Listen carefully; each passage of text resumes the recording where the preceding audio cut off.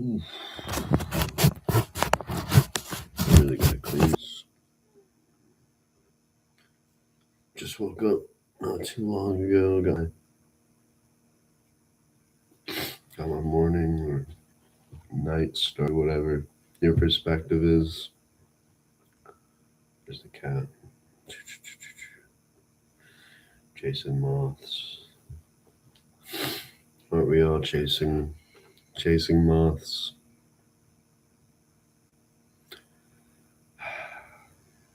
I'm in a weird state. I've been in a weird state for a few weeks now. I really enjoy sort of unraveling myself in the creative acts. I think for a while I thought of myself or I thought of my creation really isolated in what I was doing.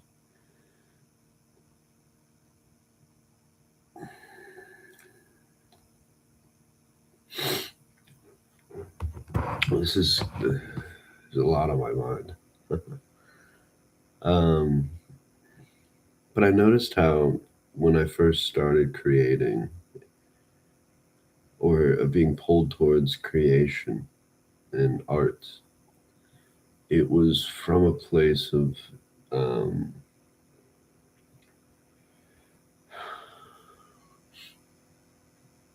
not sure if it was from a place of self-discovery as much as it was to appear as something, right?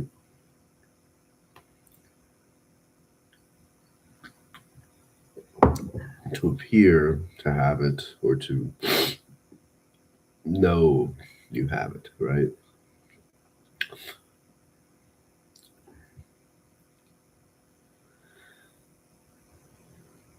And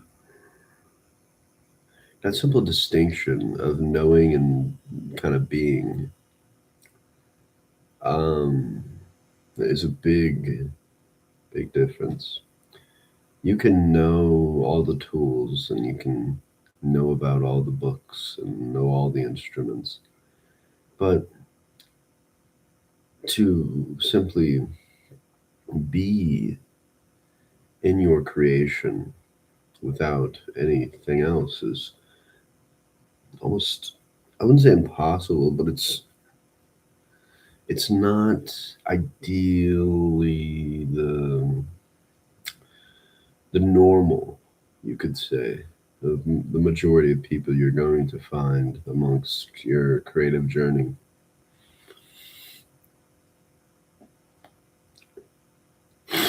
And a lot of people, I think, have this very, you could almost say immature or childlike attitude towards art and creation, where it's this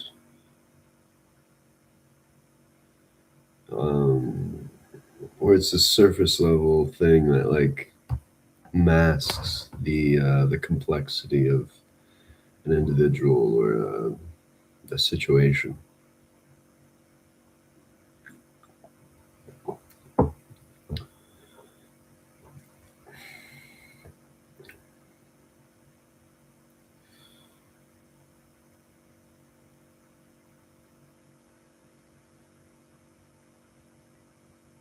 And it's hard to say if there's a certain form of expression now in 2026 that is untruthful, maybe you could say. Um, that's a debate I've had within myself, or had with a few other people, where it's like, is that objectively bad? Like, can we all agree? And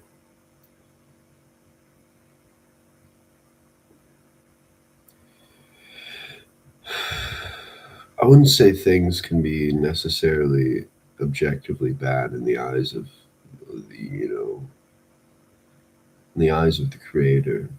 Um, but I guess art is one of those things where it's just, the eye of the beholder really has to really love what it is seeing and experiencing. But I'm in a weird sort of state of writing and creating where I'm thinking about this, where they're just, I see and am witnessing a sort of, um, it's either one of these few things. It's either people who are self-proclaimed artists or musicians, creators. It's people like this who do not create their own, but they mimic and copy styles specifically based upon Fila. Get down. See, there's a synchronistic moment. Look at this. Stop. You can never scold a cat. I find that kind of really funny. You can never scold a cat. I'm not angry at him, but he's just like, he's always going at night. Anyway, you'll notice that there's a majority of artists, if you will, who are simply out there afraid to create their own structure, their own song, their own painting. They become really good at painting things that have already been created, and they give their spin on that. Same with songs and bands. Um, there's either like certain very like momentous niches of music happening, or you get people who just mimic.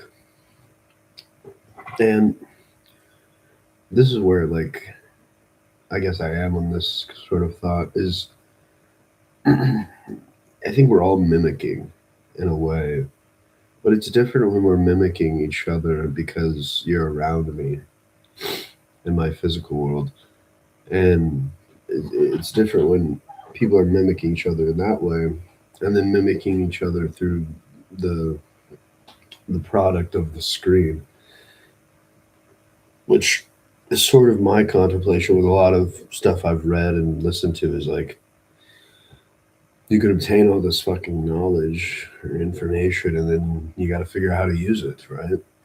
And it's in the same way with the art world, I think. Um, and don't get me wrong, there's people out there making waves and doing really great things, but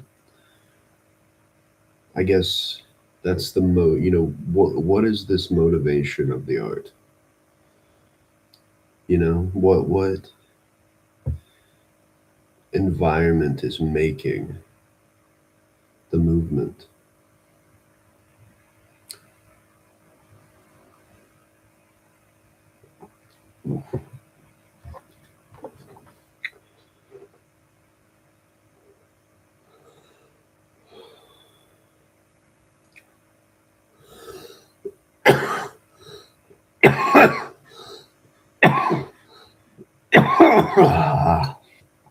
I need to go run or something. Jeez.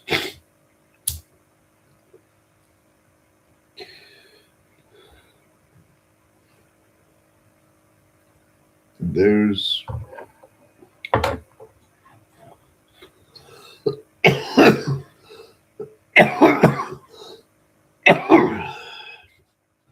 I guess to really emphasize what I'm saying,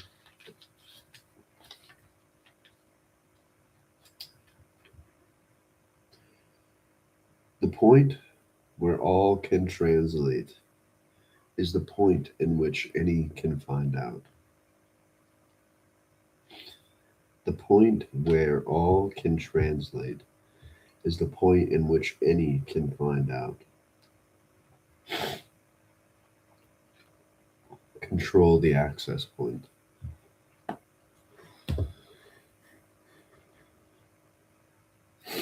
We can learn and use this great tool, the screen, and we can really broaden and widen our perspectives, which is needed now more than ever.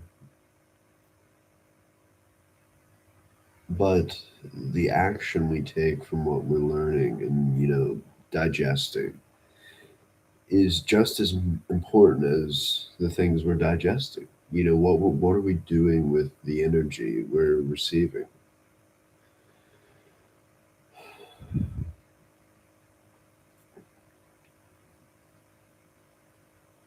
And I don't think we've had a proper place to harness the motive or the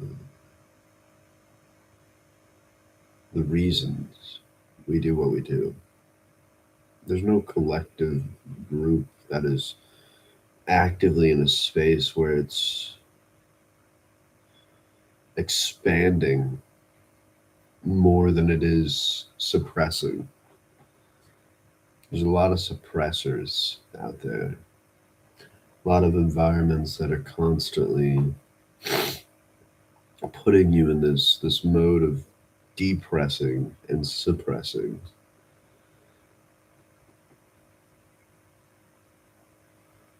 Mind expansion, in whatever form, is almost, it's become like, I think taboo is the word I want to use.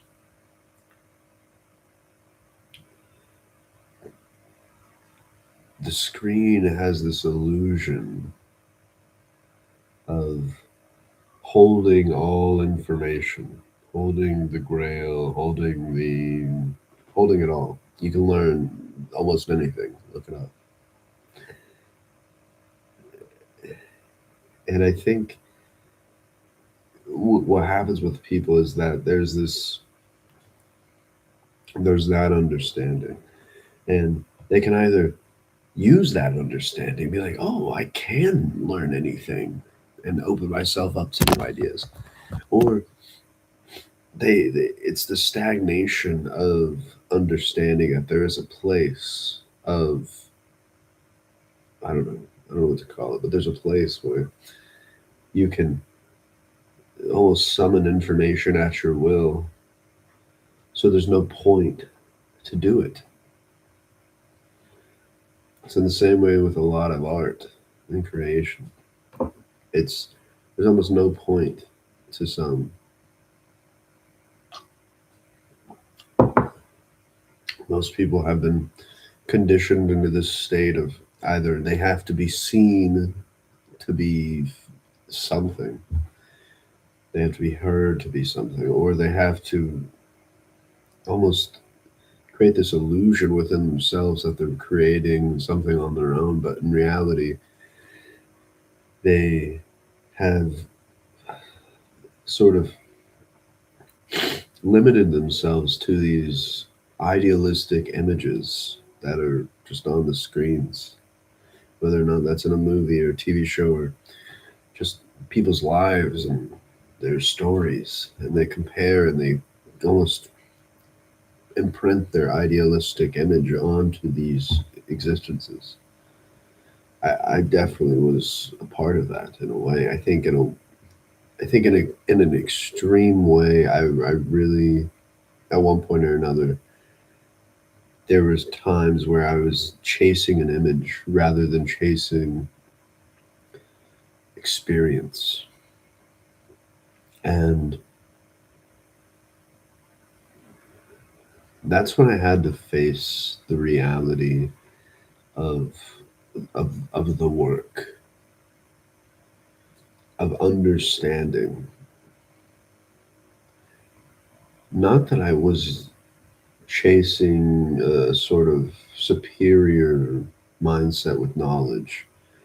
It was more or less the genetic blueprint I was given, and the experiences I've had were not enough at a certain point.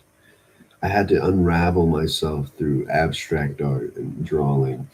I had to like learn new words and phrases and read internal dialogues that sometimes didn't make sense, and sometimes that really made sense to me. And no one, I wouldn't say no one, but there's a large majority of people who are just not, they're either not talking about it or they're not doing it. And for me, I can immediately tell when someone's very, very able to express things. Usually they're a reader of some sort, or at least an artist of some sort. But I think there's now this happening that is kind of sick. I don't like it. I know it's here and happening, but I don't like it at all. It's where that it's say you watch this, right? And then your idea is to copy what I'm saying word for word, right? And then perform it in another video. You could spend 8 hours, 24 hours, eight to whatever, a long time, learning every one of my idiosyncratic movements or whatever, and then copy it and then present it somewhere else. And then you have the chance of it being almost seen more. What I'm getting at is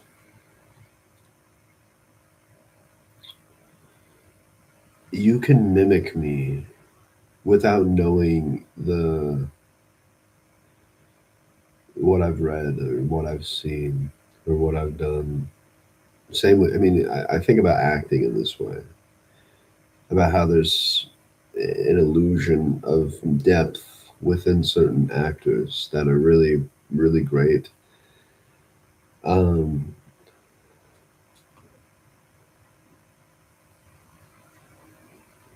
just as we're acting, or just as there are actors and actresses, there are these pseudo musicians, pseudo artists.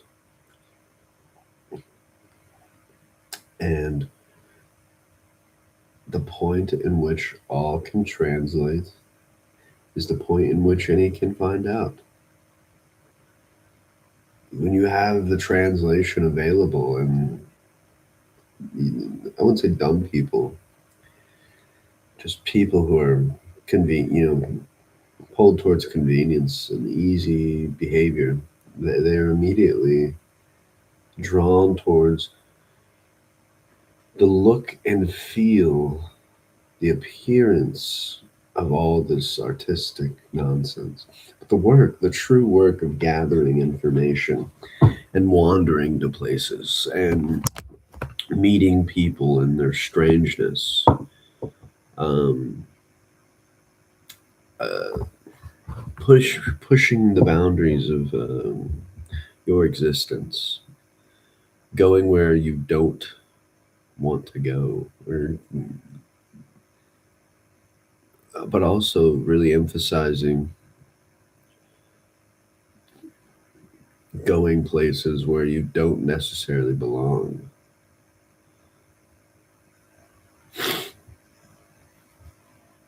The screen has almost paved the way.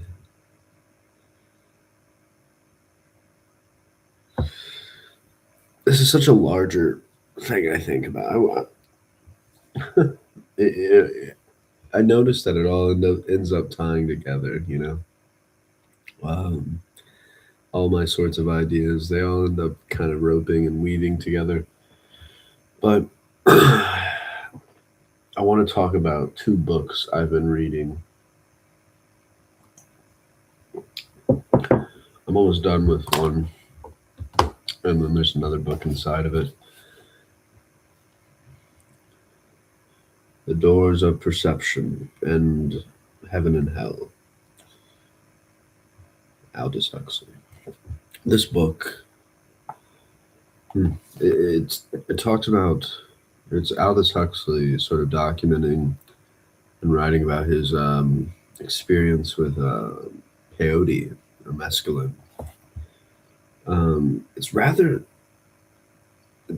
I like it a lot. I like when something explains the depth of a psychedelic experience.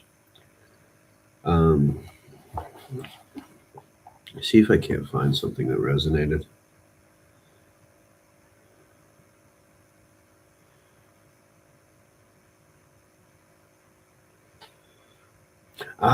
This is interesting. He talked about, he was talking about music. I think he had this experience in the, I want to say the 40s or 50s. I want to say the 40s or 50s. He had this experience. But he was listening to music, and it's more, I think he was more listening to instrumental music, sort of classical stuff. And eventually he got to sort of, eventually he heard people singing. And he said the voices were like a bridge back to the human world.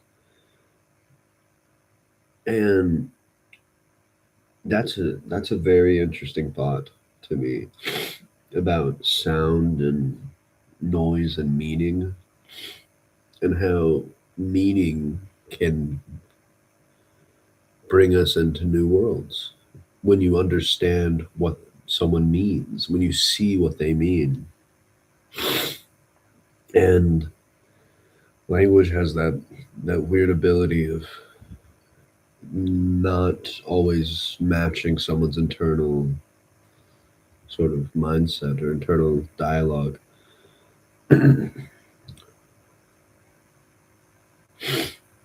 This book, reading this book, oh, fuck, it fell out.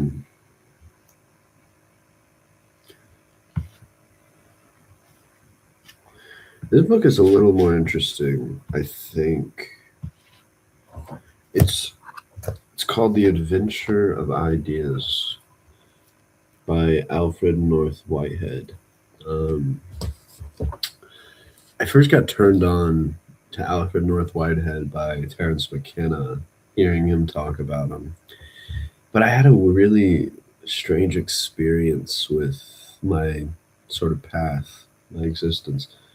I moved to a new town from the place from the place I grew up my whole life. It wasn't that far, but it was just a new town, new area, and I'm wandering. Of course, I'm looking about, and I come across this house that is, I mean, it appears to be abandoned, right? And I never really, I don't know, it was almost like at first it was like a scare tactic. It kind of scared me. I was like, ooh, maybe I should go inside. And it sort of just sat there and existed, and I did my thing. And eventually I got a little more curious. And I went onto the porch to look at all the things that were on the porch. And I think, wait, I think I'm missing a step. I met some kids or something, and they told me that the lady who lived here moved to Paris or something, and they gave them some books or something. And so that kind of like gave me the idea of just like, oh, maybe I can just go grab whatever. So I did. And I found I found a few different kinds of books. Very interesting people. But I found that book of Alfred North Whitehead, and I didn't read it for a long time, and I don't even think I really connected the two. I wasn't able to at the time, but I was already listening to a bunch of Terence McKenna lectures and trying to really understand him. And not necessarily understand him, but understand what he's saying. Um, and he mentioned Alfred North Whitehead, and I had his book Adventure of Ideas for like over a year or less, just a little less maybe. And I thought that was almost like synchronistic and like how connected the world can be. Like, what are the odds I find a book who from an author who died in like what is it, 19 he died in 1947, first of all. That's I think that's like 2 years after my grandpa, who died like a year ago now. I think a year ago now. But I was like, I have this book, and it's just been sitting there. And what are the odds that it's connected in this way of learning about someone online, and then I happen to find a random fucking abandoned house with this book, with this artist or this writer, and I found a few other things. I'm trying to think what I found. It was a lot of physics books, physics, government, like physics, politics, and like I guess philosophy. Um, I found like the portable. It's called like a portable Machiavelli. It's an interesting one, but I thought it was very interesting to just be able to come across some sort of rotting, decomposing, abandoned house, and to come across such vast knowledge that existed on the porch of this place. And I can only imagine what was inside.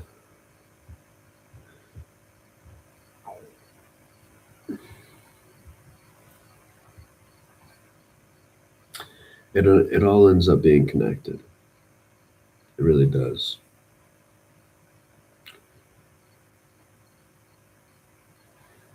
And I really like the two titles of these books, let alone what they're saying inside, but you have The Doors of Perception and The Adventure of Ideas. And you almost have to bridge the two together. I always say that sometimes you have to hear other things before you can appreciate or understand another thing. And in a way, I think you have to have the ability to you have to have the eagerness or the ability to adventure through ideas, or to be adventurous throughout the ideas, to not be attached or fixed on any set idea, but to also understand the doors of perception, of people's perceived understanding of reality and meaning. And there's this interdependence of each of our lives that I think when you're tuned into that sort of interdependence, you can extend your mind out into this state of interaction between the physical and the non-physical world. I think Rupert Sheldrake calls it the morphogenetic field, or morphic resonance. Um,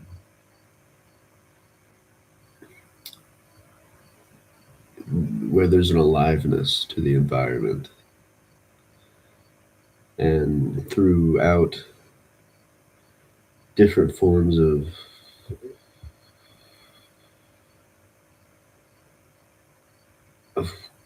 causality, and I almost want to say causality and not sort of just a synchronistic happening.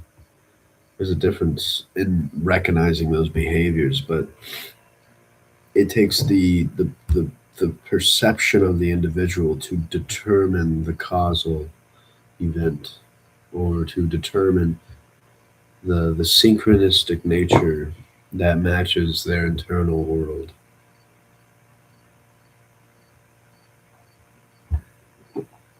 I find it very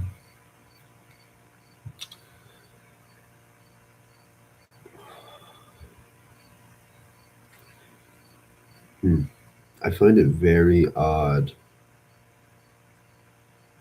the sort of relationship we now have with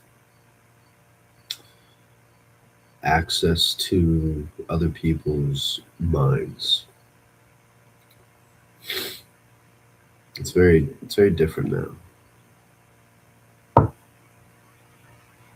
We'll eventually probably talk more, whoever you are and wherever you are. Carry on.